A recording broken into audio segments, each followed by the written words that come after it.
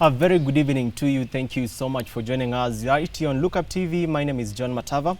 You're watching Counties in Focus, and today we are discussing about the current water crisis in the country that has hit mostly the counties in the western part of Kenya, rather in the coast part of Kenya, that is Lamu, Kilifi, and other areas. As well, we'll be looking at the domestic violence that has been rising in different parts of the country, looking at most counties that are being affected by the domestic violence.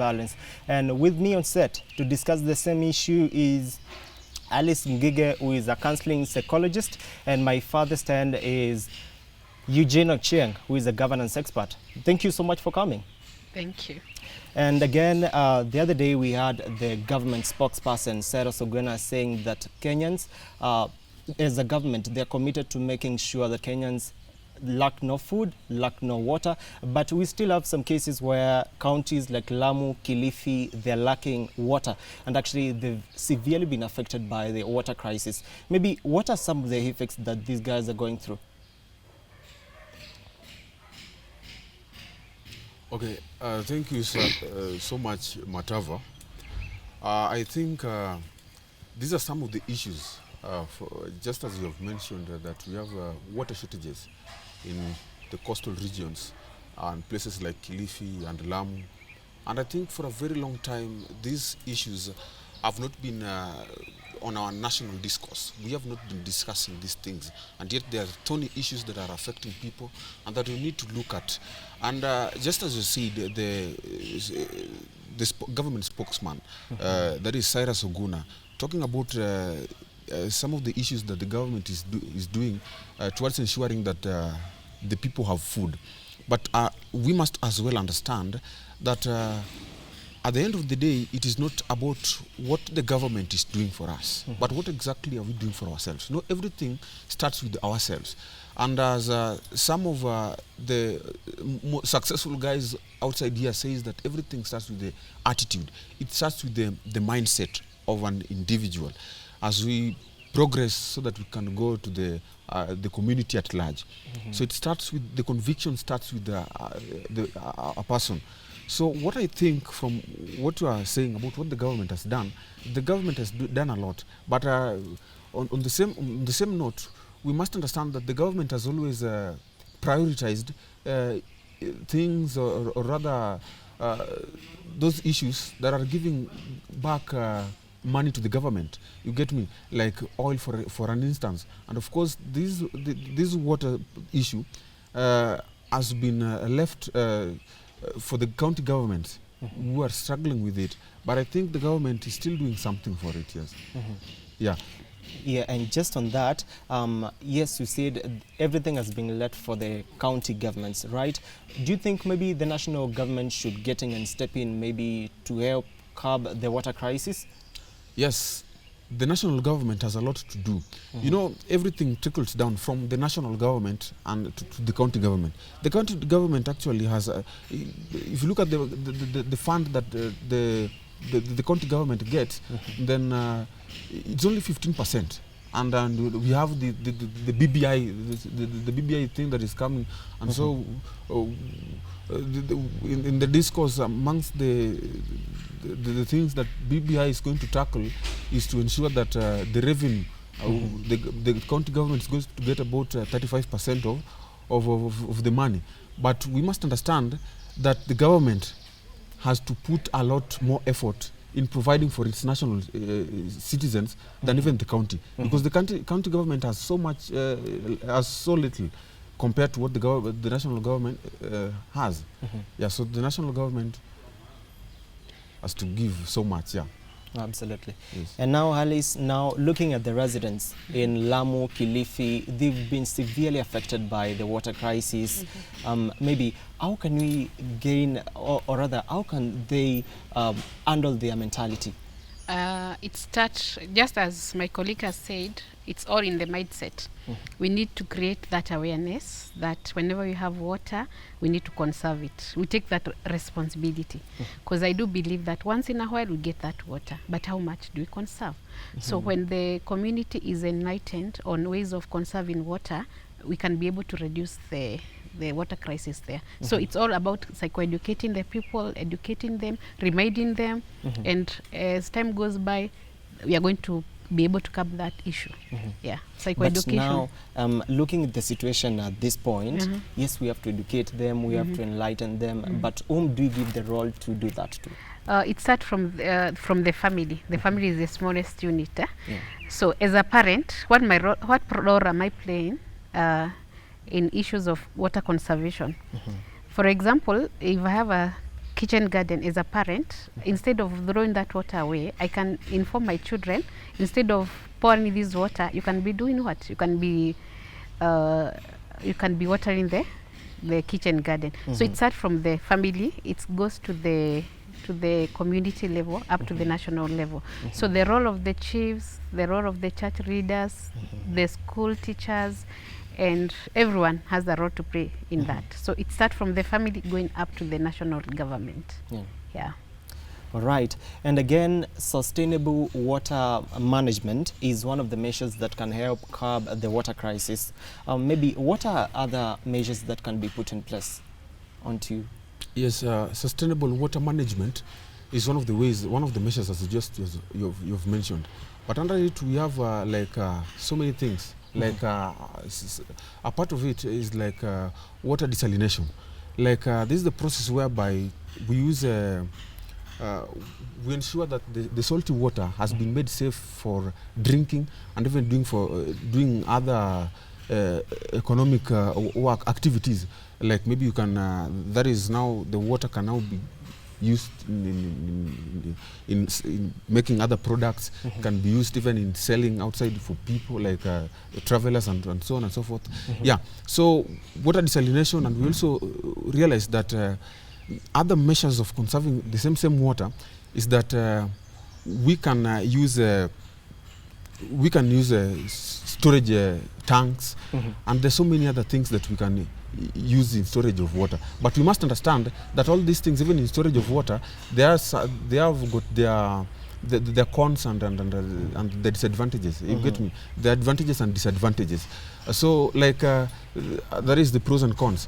Like if you store water for a very long time, you realize that with the time it catches dust and it might not be so efficient or favorable for even drinking and even other economic activities. You get me? So the best way, just as you've mentioned, we can put in more. Actually, the government can put in more effort, majorly, in purchasing of pipes, so that water maybe from one point can reach the other points. And as we talk about the coastal regions, I believe there are many rivers. There are many rivers actually. I was studying about the coastal regions, and I realized that there are some rivers, in as much as most of the parts are inclined towards the salty Indian Ocean, but we realize that there are some ways in which we can reduce the effects of the saltiness of this water into a water that can be drunk or can be used even in the home. Yes. And again, you said something to do with utilizing the salty water. Maybe, do you think this is applicable in Mombasa, maybe, and could help? Yeah, it's very, very applicable because, number one, majorly the water in Mombasa, I've been to Mombasa in several locations, and I've realized that most of the water there is purely salty because it's from the beach, from the Indian Ocean. But if they can use the same this method, then it can be used to conserve water, even for drinking and for some other chores. Yeah, you get me, from home, and even other. It can be the same water can be used in industries. Yeah. All right. And maybe what do you think the government should do to make sure that we solve the problem of water crisis once and for all? Because it's been a talk of the past. Every now and then every county, like the 47 counties, have been affected. So what do you think maybe should be done to end the problem once and for all? I think the resources allocated specifically for water shortage, to mitigate water shortages should be increased. we understand that, just as I said earlier, that the government's priorities, like I think the government priorities have always been inclined towards things or activities that give us money. You get me? But I believe in one way or the other that water shortages, if curbed, then we can help even the living condition, the standards of the living of the people around the coast, or even those other places. And we must understand this concept, that is not only the coastal people, regions, and the people, the residents, that are facing water shortages. But even in Nairobi itself, there are a lot of people that do not get water. So it's high time that the government, for once or for all, if they could invest more in purchasing materials that could ensure that we get water, like the pipes themselves, because even some other places do not get water because of pipes, simply pipes. Maybe they need to purchase more pipes. They need to purchase some other materials which can be used to purify water itself, so that it can be safe enough for drinking. So it's high time that the government purchases materials and invests so much in these materials that will ensure that we get safe water for the use of industries and even for homes itself. Yes, just by investing much. We just have to invest much. We have to go. They have to purchase. They have to bring the equipments. You get me? Yeah, I think some other ways is through educating people. Yeah, if you educate people, these things, as the psychologist said earlier, that everything starts from an individual. And then after the individual, then you have the family. After the family, then of course we go to the community, and probably we'll reach at the country. So if you have the mother there, as an individual, you are convicted that since there's water shortages, then I have to use this water sparingly. I can also ensure that my children do the same. And if I do this, then I can also teach my neighbor how to conserve water. You get me? After teaching my neighbor how to conserve water, then this thing, I believe somehow it will lead the community. And when we understand as an individual that this is the way we should preserve water, as educating ourselves, then I believe that we would have managed to mitigate the issue of water shortage somehow. Yes, so that is some of the way in which we can do it personally, even without involving the government, because at some point we get the water. You get me? We realize that these are problems that will always be there. And as a governance expert looking at it, I realize and understand that there's so many issues that we are solving. The government is solving, and so it cannot always solve a single issue like maybe water. There are so many other issues, mister. We must accept this fact. And so if we start doing it by ourselves, we use water sparing, we educate ourselves on how to curb this issue, then I believe that it in its own self will help us to curb this issue. Yes. But again, looking at those counties, you find people are crying, maybe saying the government should do this to them. Do you think maybe the government should put the water crisis as a Big Four agenda? Actually, I think in the Big Four agendas we have water is part of it. Because actually we cannot have a developed nation, we cannot have sanity whereby we do not have water. We must understand that sanitization, when we talk about sanity, for example, water in its own self, something that we did not talk about is its effects. When we have water shortage, what are the effects of water shortages? Yeah, we must understand that first of all there are diseases that comes even from water shortages, like the skin diseases. We might even have diarrhea.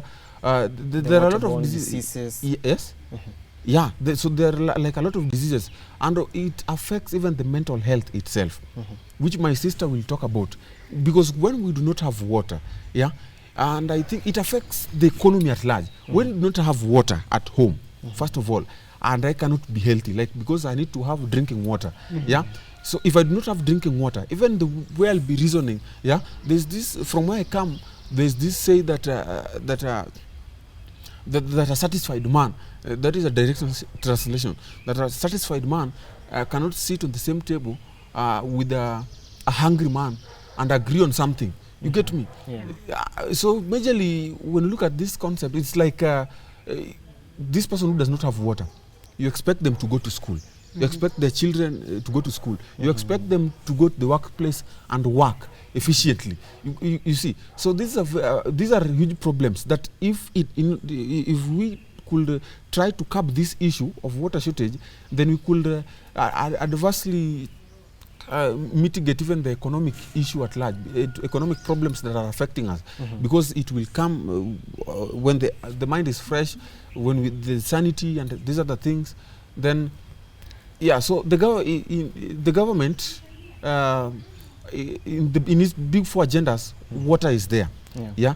So it's only that we must understand that the current state of affairs, many things, even the development of our nation has been affected with the corruption. Yeah. So corruption has always been the scapegoat. We had our president just the other time talking about 2 billion shillings.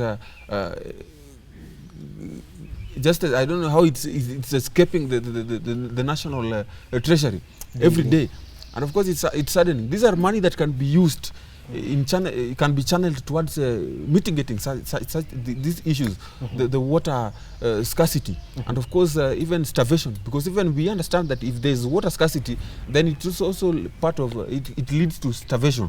You get me? Yeah. Actually, you can survive with water without food. Absolutely, because they say water is life. Yeah, water is life. Yeah.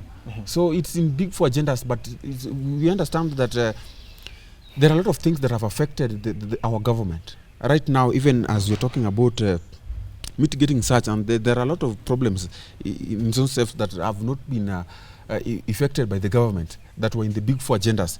And the government is citing that it's because of the coronavirus, the pandemic that we have has made us not to, the government not to reach actually what they wanted to, the milestones that they had told the Kenyans, that promised Kenyans that they are going to reach. You get me? So actually, I think that when you bring that, when you bring the big four agendas, we understand that this came in the wake of the Vision 2030. You get me? So in the Vision 2030, there are things, the problems that we were to solve within some times. So like, for example, when Mwai Kibaki was the president, then during his tenure, the things that he wanted to solve, the Kenyan problems that he wanted to, that this government was working so much to solve, so that by the Vision 2030, also before that, the governments that will come subsequently will also solve some, so that we can reach our what? We can attain our Vision 2030 of Kenya. So it is part of it, water shortage is part of it, that actually the government should solve. So the issue is the government really doing their work? Yeah. So that is the question. But that is a question for another time. But what are we doing personally as the people who are facing this problem? Yes. Okay, just before I come to you, Alice, you said something to do with the Big Four agenda, which we anticipate maybe in 2030, everything will be right. But looking at the situation currently, do you think maybe the water crisis maybe could be solved within some time? Well, if I look historically, water scarcity has been a thorny issue for a very long time. And as I said, it is not only an issue in coastal province, but this is something that is affecting the whole of Kenya. You get me? Even northeastern, you will, even in Nyanza, even in our very own Nairobi, we get water 3 days in a week. Some places that we live in, we get water 3 days in a week, and this is a place that it's the capital city of Kenya. We are facing this thing. So by 2030, if we are moving the same pace, then my dear, this is not a reality. It will not come to a reality by 2030, because we are almost approaching 2022. Yeah, and of course this is something that was initiated around in 2008. So in 2008, that is around 12 years. Yeah. If you look at 12 years and how many years do we have? We have around 8 years to 2030. So this issue is something that we cannot solve if we continue moving with this the same pace. And of course, citing corruption as the scapegoat, government itself saying that there are people who are stealing billions of money from the government itself. Yeah, unless the government will look at a way through which they can mitigate corruption cases, because corruption itself has been a thorn in our flesh. Yeah. Itself, it has been the embezzlement of the public funds has made a lot of developments have been slowed down. So I don't think this is something that will be done deal by 2030.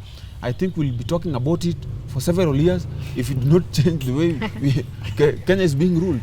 Yeah. So as we are approaching 2022, I think the Kenyans should now sit down and ask themselves that what kind of leaders do they want? Because after all, you'll understand, in some, there's one of the national leaders, that is the Deputy President William Ruto, was being interviewed, and he was being asked his stance on corruption. And he said, actually, corruption is not a big deal. Is not something that is affecting Kenya that can maybe make Kenya not to move forward. He thought that it's because of the leadership itself. And actually, I think it's leadership, because if you have a leadership that has got a negative, like has got a is so powerful and so effective towards fighting corruption, then why is it, I don't think that there's any other reason that could make us not achieve these issues, among them being water scarcity that has seen most of our children even drop out of schools. The sanity of our girls, of our own children, girls, because girls, after sometimes we understand the periods and these are the things. If there's no water and no sanity, even their motivation to learn, motivation to do certain things, they cannot have it. You get me? So we must understand that water scarcity, it's a major problem, and this thing, this issue has to be like we have to find leaders who will help us in eradicating such things. And of course, it's good that we've brought this to a national discourse so that we can explicate and elucidate the issues around it. And we must understand that it is something that it starts from the national government itself. It trickles down to us, even our understanding of this. But as we said earlier, and of course, as she talked about it, one of the things we must understand that we can mitigate it through the education, educating ourselves. But this thing in 2030, no, we'll still be discussing the same things. Yes. And just before we go for the break, Alice, looking at the counties, those who have been affected mostly at the coast, Kilifi, Lamu, the children really are passing through hard times. Maybe how could they cope up with the situation? Now, looking at the situation, we're in the midst of a pandemic, and water is very necessary in maintaining cleanness and sanitizing. So how could they cope with the situation with all this crisis? I must say that during this COVID season, the issue of mental health is becoming a challenge. Reason being, if as a girl child I cannot access water, I'm on my menses, that affect my self-esteem. What next? What happened next? Whenever I get an avenue of sleeping out of that house, I'll do that. And that's why we have so many cases of early pregnancies there, because children will tend to go to a place where they find they get their basic needs well. And we also get that the education-wise, they're also affected.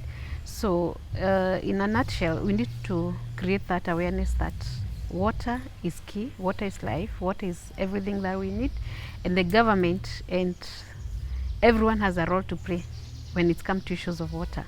I do believe once in a while they get rain there. Do they correct that? Do they have the correcting point of that water? So I know during this COVID, people have to keep on washing their hands as many times as possible, and maybe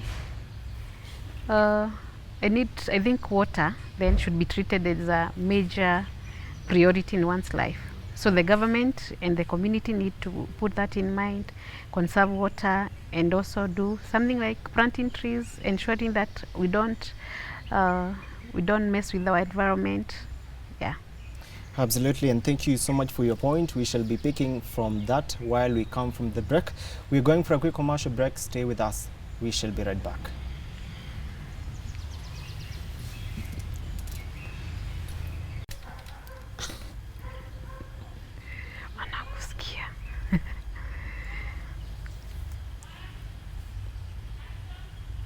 And welcome back to the program. Thank you so much for staying with us. We are talking about the water crisis that has been affecting most counties in Kenya, as well as the domestic violence, which is on the rise at this amidst the pandemic. And now, the other day, President Uhuru Kenyatta commissioned like 5 projects in the CBD with the help of the NMS, that is the NMS boss.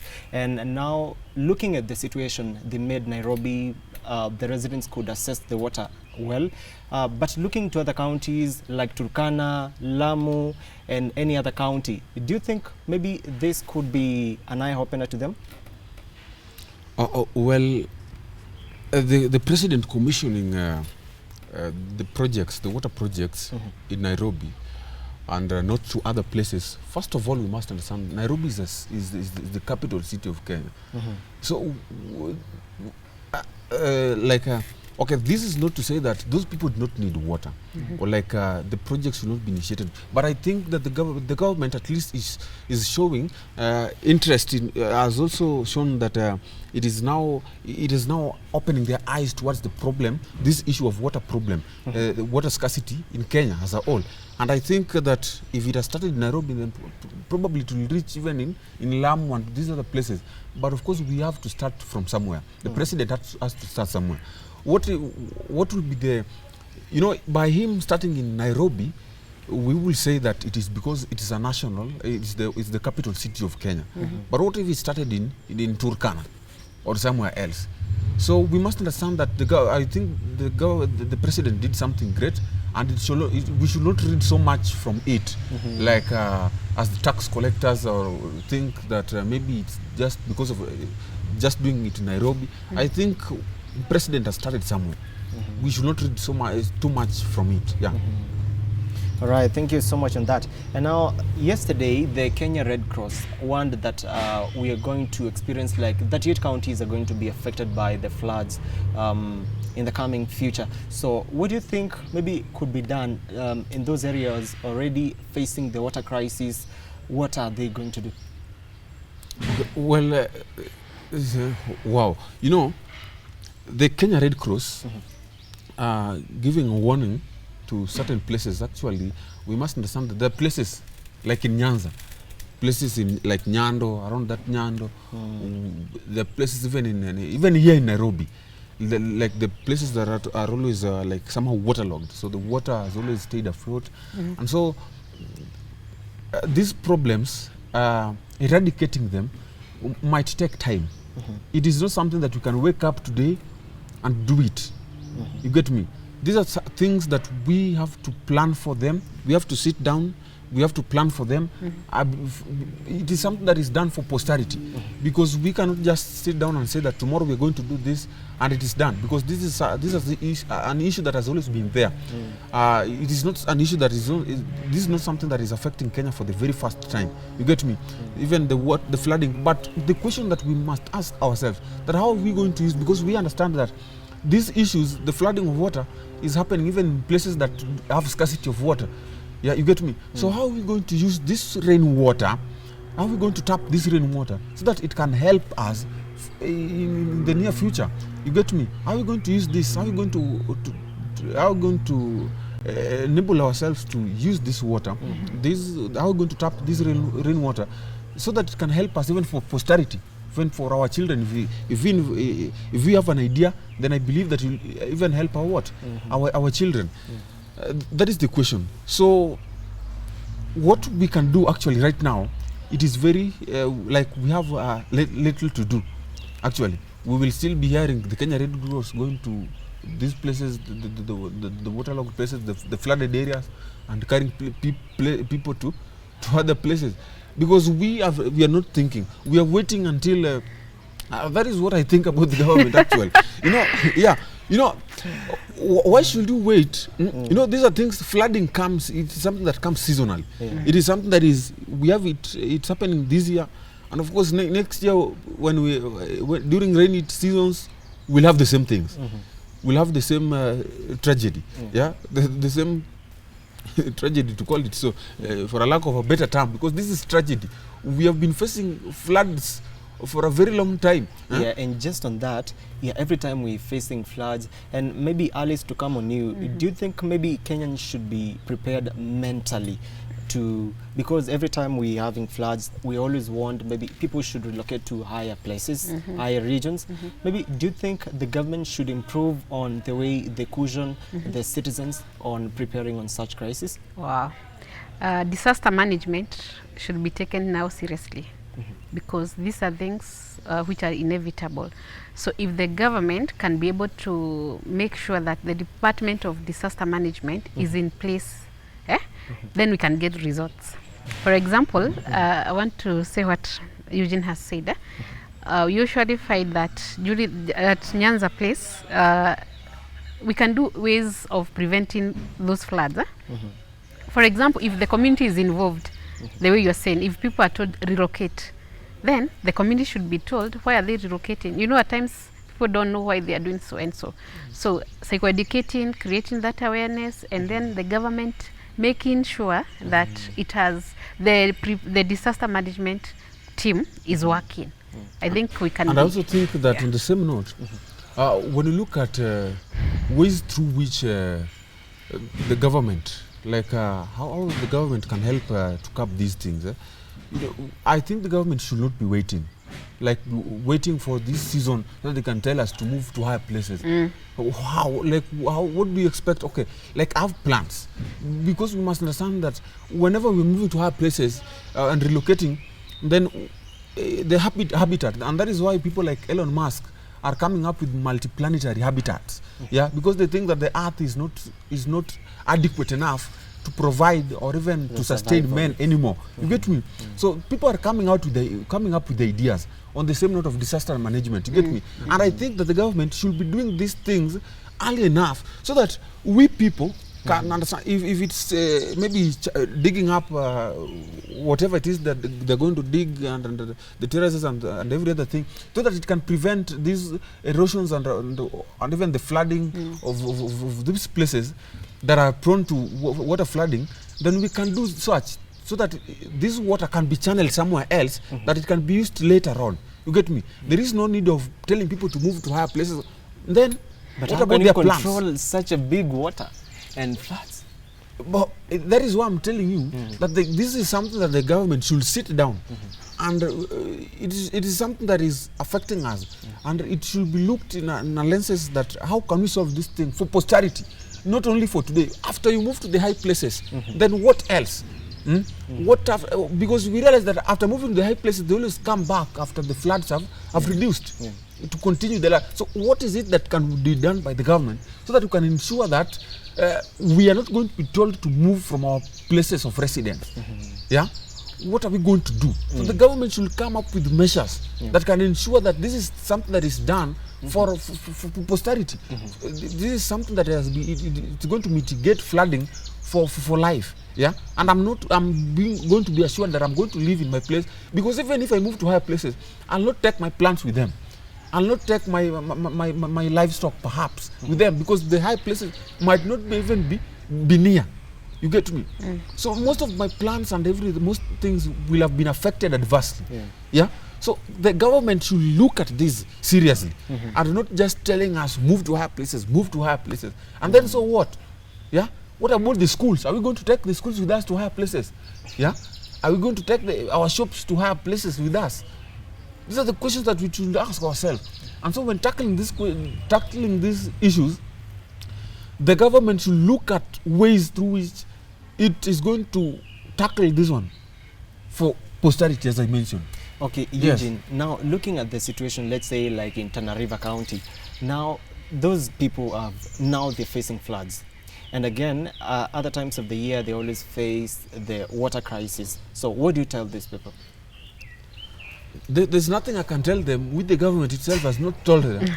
Yes, yeah, that is plain. I cannot tell them anything different from what the Red Cross and the government or what they're listening from the What media outlets. advice? But my advice, personally, I can tell them to listen to the government. If they've been told to move to higher places, and that is what they still subscribe to, and they cannot think beyond that, and maybe look at ways through them as a community, they can help to carve that for posterity, for their life, for even their children, or even their children's children, then that is something that is up to them. But it's not that is just on a light note. You get me? Yes. But I think this is something that coming on a national discourse. Yeah, we have to talk about this thing. We have to look at ways through which we have to mitigate the flooding, because this is an issue that is affecting us. And of course, even economic wise, when you look at it, it's affecting Kenya. The GDP, I believe, by the end of the year, it will be reduced because of some things. You get me? Yeah. So it's affecting us, even because if the Tana River people are producing certain or manufacturing certain products, then as consumers, perhaps you might not get them, or if you get them, you might get them somewhere else, but at a costly price. You get me? So I think these are the things that when you're choosing your leaders, now that is a governance expert. I'm talking when we're looking at your leaders, the leaders that we're going to elect, these are the people that should reflect. But should have the same. We've always spoke every now and then that we should choose our leaders wisely. So what is the turning point of it? The leaders, Kenya, Kenyans are very funny. In 2013, they went and voted. No, not even in 2013. Oh, okay, like they've been voting since. But let us now bring it closer. In 2013, they voted, and they started crying. I don't know whatever. 2017, they also voted. They were also given another chance to look at who they really want to vote for. And they voted again for the same people. Yeah? And now Kenyans are the people who are now crying that certain people must go. Where do you want them to go to? You chose them, you elected them. You start making posters that these people should go. The people that Kenyans should elect, the leaders that we should bring on board, are people who share the same vision as ours. You get me? The people who have the same plight as us. You get me? And that is why we elect Kenyans, our Kenyan citizen, because that person will understand the plight of the Kenyans. You get me? When you talk about food starvation, when you talk about starvation, this is a person who has lived in Kenya long enough to understand that there's certain issues. But if you elect people who do not understand the problems, perhaps they've been living in places that you ask a whole president, how much does a bread cost? And a whole president will tell you that a bread is 200. So what does that tell you? Does this person even really know what certain things cost? If a bread I'm buying at 50, he thinks that it's 200. Then there's a problem there. We should elect people who we think that are well conversant, are well versed with the problems that are affecting us as citizens of this nation. So that when we talk to these people, when you go and tell them, bro, we agreed this way, these are what was in our manifestos, yeah? Then they can understand. Not people who we will ask them or tell them that we are broke, and they wonder how Kenyans are broke. Yeah? You get me? So it starts with the leaders, yeah? Just as I'll just like to echo the words of the Deputy President William Ruto, that it is leadership. There's a problem in leadership. Yeah, you get me? There's a problem in leadership. I like to look at cases in Libya as well. And before that, I'd love to maybe say or comment that perhaps I think the leadership, the kind of leadership that we need in Kenya is a kind of a dictatorial government, yeah? Kind of tyrannical, because then we can curb this corruption menace that is affecting Kenyans. You get me? Because you look at Libya, the Muammar Gaddafi, He was termed as a terrorist and as a dictator by the Western because of how he was leading Libya. Actually, people like Muammar Gaddafi were leading Africa in a certain way in which we are going to be economically independent from the loans that our presidents, our nations are asking for every now and then. You get me? Look at Libya right from the other time. In 1967, those are the times, okay, when Muammar Gaddafi was still the president. And look at now Libya, when the president is dead, it is chaotic. Those times, even the people who were not even working used to get tips because from the oil that the oil substance they were doing what they were mining, and that because he was termed a dictator. Yeah, look at Tanzania, where we had Magufuli. Yeah, Magufuli was a super nationalist. Yeah, so to say super national, we believed, and of course he believed in Tanzania. He believed so much in the wealth that Tanzania could create for itself, that it could fend for itself, and he had a little regard in other nations, and I think that helped him so much, because in as much as he believed, just as he believed in Tanzania, we realized that there's a lot of things that he did, even without taking loan from the Chinese and these other places that Kenyans are taking. Wait, maybe do you mean that we should emulate the Libya, the Tanzania?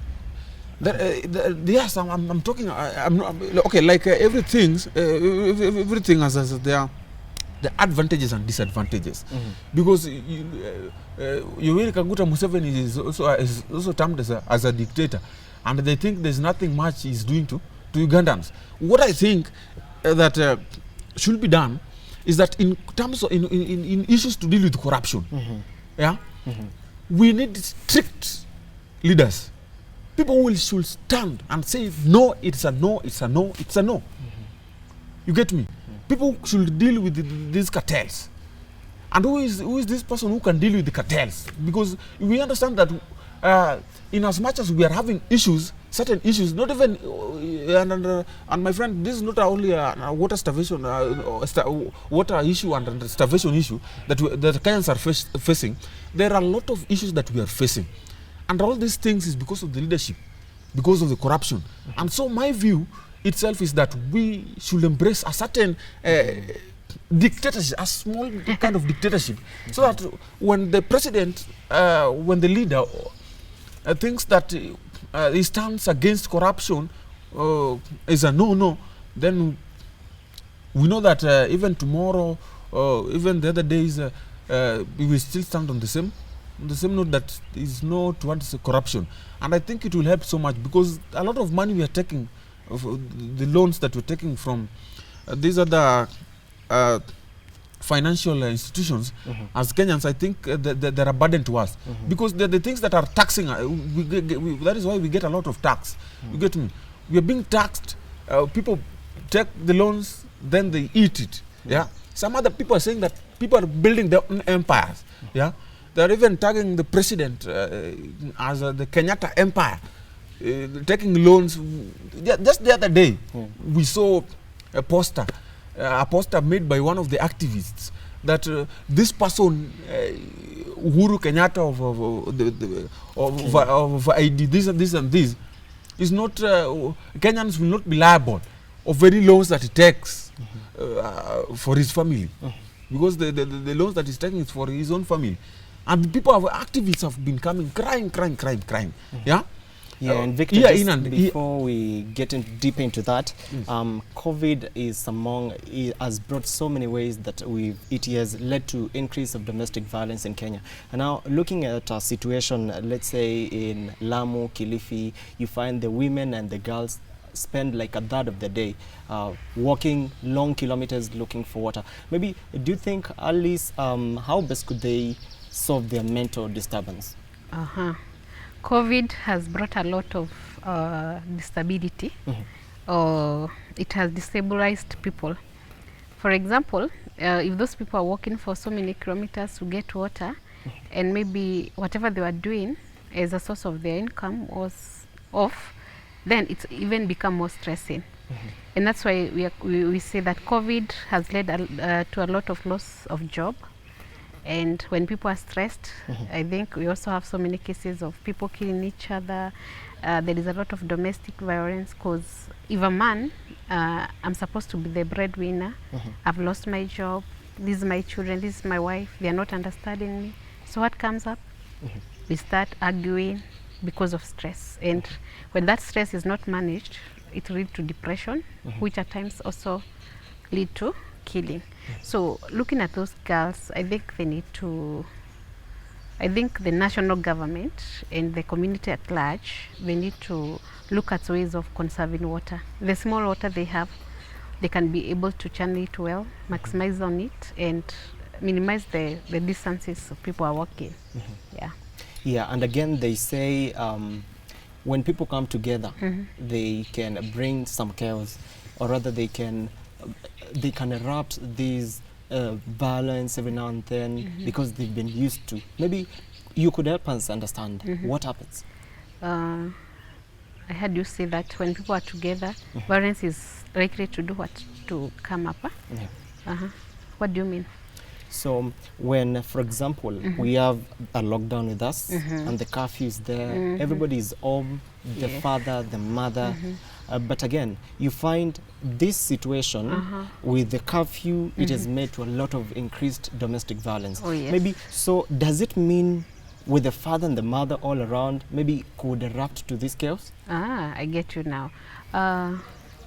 This is a father who used to wake up by 5. He's back in the evening, late evening. And because of the curfew, we have to be in the house by 7. So they are spending much time together. And spending time together is the best thing. But on the other hand, if that person was making money in the evening part of it, and that money is not enough to cater for the basic needs, that likely triggers the domestic violence because people are not used to be together for long. People are realizing, so Alice is like this, so and so is like this, because at least there is more time to that. And also because of stress. The other day I went to the butcher and he was telling me, you know what, I'm so stressed. Then I was like, what do you mean you are so stressed? Because most of my customers, they used to buy at around 8:08. But right now, I have to close by 7. So it means that with this curfew, with this lockdown, there's so many mental issues rising. Stress, depression, conflict, misunderstanding. Yeah. So I think it is contributing a lot to those issues. Yeah, sure. And actually, Kenyans and people are silently battling a lot. A lot. So how best could the government mitigate these issues in the near future? I'm so glad that yesterday, going through the job opportunities, I realized that the police service have so many positions for psychological counselors. It has come to the attention that mental health is no longer something we can step on the carpet. It's something we need to embrace. It's something we need to make it a normal thing. Feeling not okay is very normal nowadays. And so the government, just like that, we also saw on the news that the police people are killing each other. There's a lot of killings. And providing counseling services, that can be very helpful to the community. Knowing that when Alice is depressed, I can rush to the health center which is around me, I'll get that help. That is a good way of mitigating the issues of mental health. Yeah. And again, just to move a little bit further, men currently, they are the greatest victims of gender-based violence, or rather the domestic violence as well. So do you think maybe they could be given maybe some more advice? Because actually you find of late more emphasis are on the girl child, the women. So what are for the men? Men's in our society have a lot of responsibility on their head, and all the big organizations, they are giving attention to the women. So I agree the men also go through gender-based violence. It's because of the society, the stigma associated with it, that they will not talk about it, but they're also going through those issues. So creating awareness to men that it's okay to seek help. When I feel I'm not okay, it's okay to look for psychological help. It's okay to share with my friend. I think that is the best way we can do it. We can no longer assume that it's only women. Men are the most affected. So I think the society also need to embrace that whenever a man complains, or when they realize that a man is so down, instead of giving so much to that man, even offloading some responsibility, also knowing that those are men, they have feelings, they also go through their lowest moment. So creating a conducive environment for men and letting men know that it's okay to ask for help, it's okay to seek help, it's okay to cry, it's okay.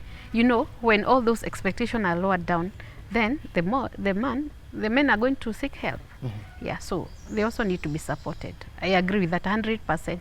Looking at the house, on the responsibility bestowed upon them, and they don't get a lot of support, all they receive is a lot of condemnation. I think that affects them so much. So men should now, whenever you feel you're not okay, it's okay to reach out to get help. Yeah, instead of drinking or doing those bad things, maybe looking for other ways to manage stress can help. Maybe going for a gym, walking away instead of doing something harmful, ensuring that ensuring that they're in the right environment. That will help a lot. All right. Yeah. And just before finalizing, Victor, currently the women actually, they've battered men, because we've had issues where a woman has beaten off somebody's here. Maybe, whom can we blame on this? Is it maybe somebody who is advising the women, or what exactly can we The battle between? Sorry? Like? Currently, we've had cases where women are fighting to death or even biting off ears. We had a case recently on that. So who can we blame on this? Well, first I'm Eugene. You just called me Victor, Mr. John. On this issue of ladies fighting men, I think for a very long time, like gender-based violence, people have always thought, or when we talk about gender-based violence, most people believe that it is violence meted on women and even on children. But they do not understand that there's some point in time that even men also undergo gender-based violence. Yeah, so there's so many ways in which gender-based violence is meted to men. Yeah, even through trauma. You get me? Whenever you expect a man, for example, during this time where we have had lockdown, with the quarantine stuff, work from home, and even some people have been some people working in big companies, some were eliminated. You get me? From their work, from their jobs, and so some are jobless. They are sitting at home jobless. You get me?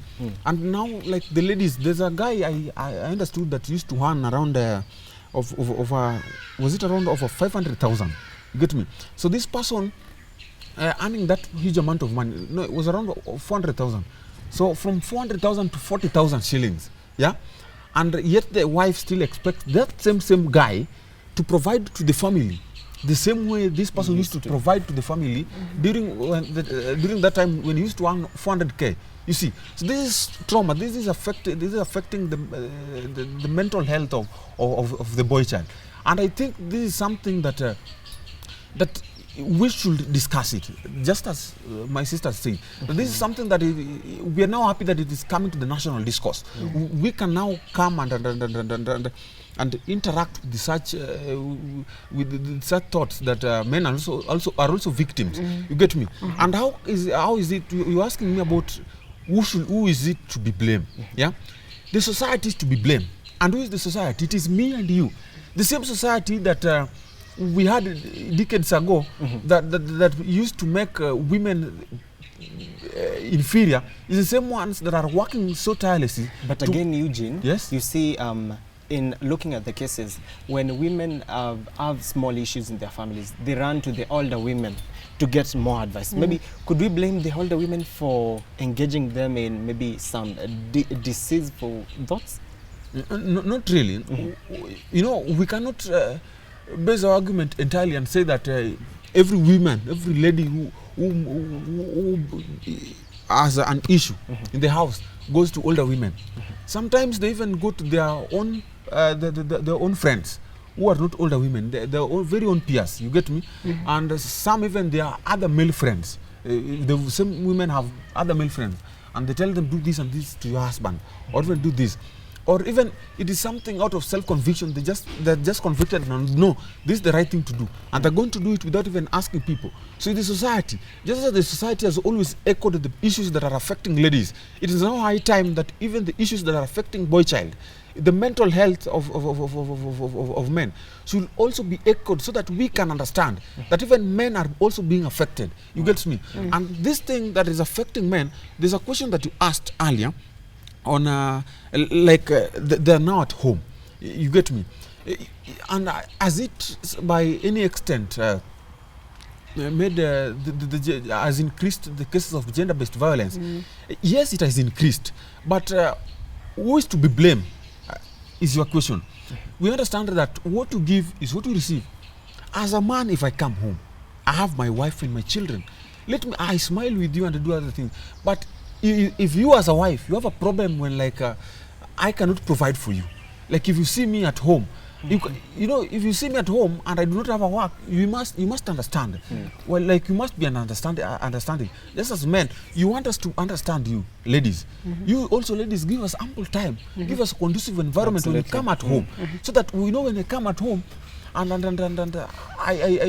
hakuna madharau. Like it gives me a conducive environment. There's love. Even if I don't come with food, or if I bring mboga even for 1 week, and you still show me the same love and conditional love, then what will make me become angry? Yeah, you get me? So if anytime I come and because I brought mboga today, mdomo umevuta futi saba, then it means that all right, Victor, because of time, let's us leave it at that point. And thank you so much for making time for making such a discussion. I'm glad you could just make time for that. And you can be part of this conversation by following us on the social media platforms at Twitter, Instagram, and Facebook at Lookup TV, as well as engage us on the SMS line, which is 20374. Let us know what you think about our topic of discussions. Thank you so much for coming. Asante sana. Thank you. Have a lovely night. Asante.